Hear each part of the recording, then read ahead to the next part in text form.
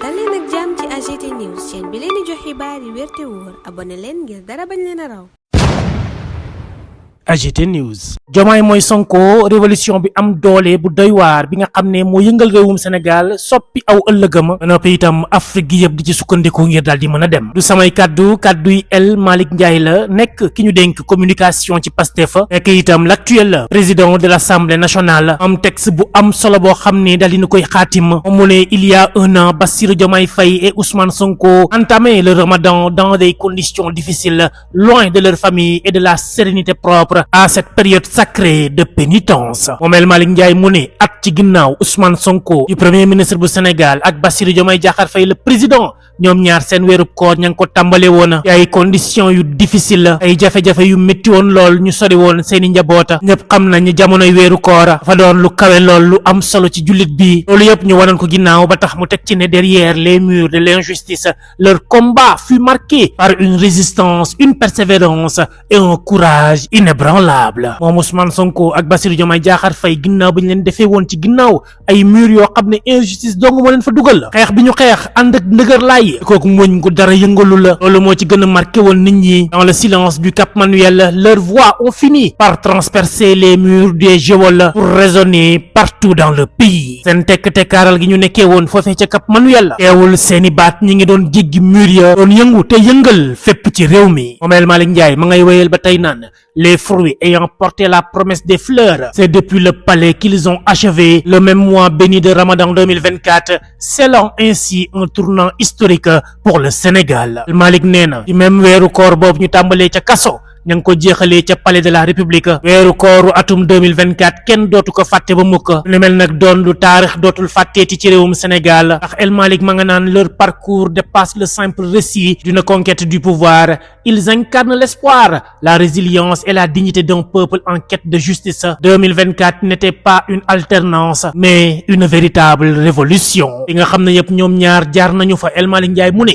nekkul dong doon jéem a yóotu pouvoir waaye dafa am loo xam ne itam dafa nekkoon ci ñoom gàddu woon ko muy yaakaar ak dignité wu askanum lëmm askan woo xam ne justice dong lañ doon laaj ba tax El Malick Ndiaye di wax naan 2024 nekkul woon année wu alternance waaye dafa doon année boo xam ne dëggi révolution moo am ci réewum Sénégal loolu moo waral muy wëyal di wax naan au-delà du Sénégal c'est toute la jeunesse africaine qui s'est reconnue dans ce magnifique combat pour la souveraineté un combat qui s'inscrit dans une dynamique panafricaine celle d'une Afrique debout maîtresse de son destin refusant désormais les chaînes de l'asservissement et du fatalisme Malick mu ne mbir mi sax daa dem ba jéggi réewum Sénégal dem ba ci ndaw yi nekk ci Afrique ñi nga xam ne ñoom ñëpp dañoo gisoon seen bopp ci boobule combat boo xam ne leen naa ko taxoon jug mu di moom suñu bopp combat boo xam ne africain yëpp ñoo jug àndandoo ci ngir Afrique gu jug taxaw Afrique buy téye ëllëgam moomal ko boppam Afrique boo xam ne dootul nangooti ñu koy jëng ci ay chaîne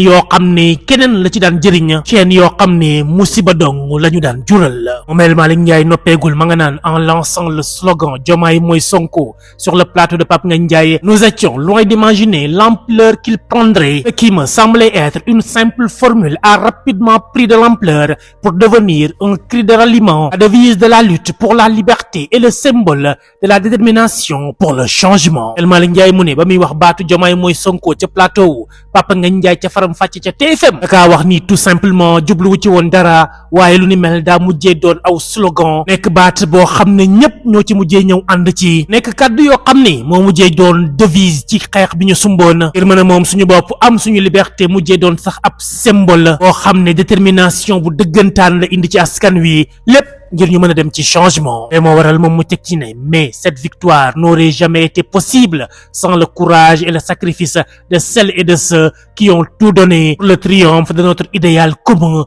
nous rendons hommage aux martyrs tombés pour cette cause aux blessés qui portent encore les stigmates de cette lutte à ceux qui ont vécu avec des chaînes aux pieds à ceux privés de liberté à ceux de la diaspora éloignés de leur famille et à tous ceux qui dans l'ombre comme dans la lumière ont contribué à écrire cette page décisive de notre histoire. waaw kay El Malick Ndiaye rendre hommage képp koo xam ni dugal nga sa loxo ci lii ñu am tey mu di révolution bu am doole bu mag. loole moo tax moom ñam njëkk fàttaliku mooy ñi nga xam ne ñàkk nañ ci seen bakken ñu faat leen ndax xeex bii nga xam ne ñun ñëpp suñu intérêt dong moo ko taxoon a jukka. loole moo waral El Malick Ndiaye delloo njukkal itam ñi nga xam ne jëlee nañ ci ay gaañu te ba tey buñ ko xoolee mu leen di fàttali coono yooyu ñu dundoon. fàttaliku na itam ñi nga xam ne tëjoon nañu leen kaso ñu takkaloon ay bracelet électronique. fàttaliku na sax ñi nga xam ne ñoo nekkoon ca diaspora ba bëggoon jege seeni famille mënuñu ko woon. moom El Malick Ndiaye fàttaliku na képp koo xam ne rek sa loxo dugg na ci nga feeñ baa nga nëbbu. fàttaliku na képp koo xam ni def na kéemtalaay kattanam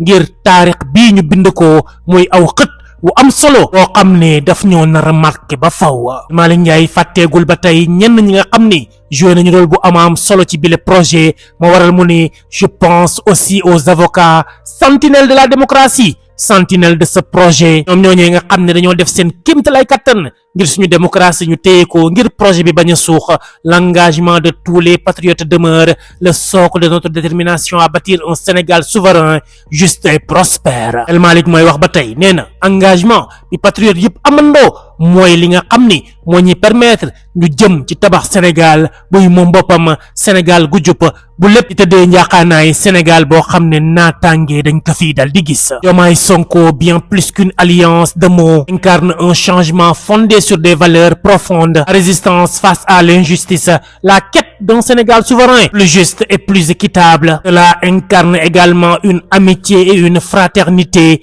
dont les fondements sont la foi, les valeurs qu'il partage et la résilience. El Malick mu ne Diomaye Sonko weesu na dong ay baat yoo xam ne dañu koy wax nii dafay wane bu baax a baax jikko yi nga xam ne ñoom ñooñee lamboo nañu ko. day wane résistance jëmale ko ci injustice day wane itam moom suñu bopp ci réewum Sénégal day wane Sénégal gu gën a moom boppam Sénégal gu jub Sénégal boo xam ne ñëpp la ñuy tolloole du am benn yoon kumbaam nday ak kumbaamul nday dafay incarner seen xaritoo nga xam ne lépp dañ koo teg ci ay jikko yu am solo teg ko ci ngëm-ngëm teg ko itam ci daal di mën a muñ. El Malick ma ngay woyal ba tey naan ce duo symbolise le renouveau la rupture avec des pratiques malsaines et un système qui n'a pas su répondre aux aspirations légitimes du peuple. Mais au-delà de ce duo, par ailleurs, l'éveil d'un continent, la promesse d'une Afrique unie, forte et solidaire, un Africain engagé, la lutte que nous menons est aussi une lutte pour une Afrique débarrassée de la prédation et restaurée dans sa dignité et son honneur. El Malick Ndiaye nee na Ousmane Sonko ak Bassirou Diomaye Diakhar Faye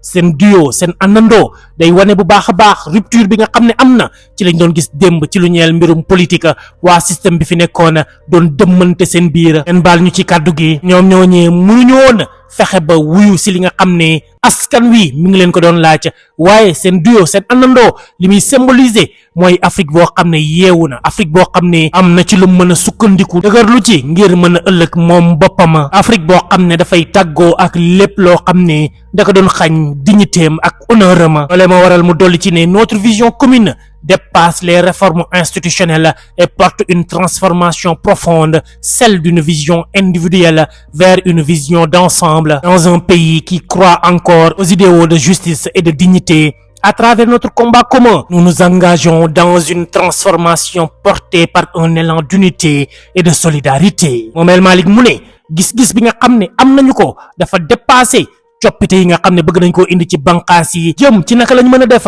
ngir transformation maanaam coppite yi gën a daal di mën a xóota lépp nag ñu tënk ko ci gis-gis boo xam ne kenn nit dong moo koy am jëmale ko ci gis-gisu mbooloo lépp nag di xewee ci réew moo xam ne ba tey jile gëm nañu lu ñeel wàllum justice ak dignité combat bi nga xam ne ñun ñëpp ñoo ko bokk su mëndoo ko dañuy engagé wu jëm ci transformation boobulee waaye lépp nag àndandoo ak booloo ak njàppalante waral El Malick Ndiaye di jeexal naan Sonko Diomaye ou le sens de l'engagement, un engagement qui rejoint celui des leaders et des peuples africains épris de liberté, conscients que l'avenir du continent repose sur la souveraineté économique, politique et culturelle. Cet engagement s'inscrit pleinement dans l'esprit du Ramadan, un temps de prise de conscience, de sobriété et de dépassement afin de bâtir un pays plus juste, plus équitable et pleinement souverain et au-delà, une Afrique debout résolument. Malick Ndiaye moo yëkkati yooyu le kaddu mu ne Ousmane Sonko ak Diomaye sens de l'engagement moom la ñuy wane seen àndandoo bile engagement boo xam ne daa ñëw wuyu si jiitu Afrique yi nga xam ne lenn képp mooy seen yitte mooy ñu am suñu liberté engagement boo xam ne li mu wuyu si mooy bàyyi xel bu baax a baax avenir suñu continent bii di Afrique lépp nag li ñu koy may mooy ñu am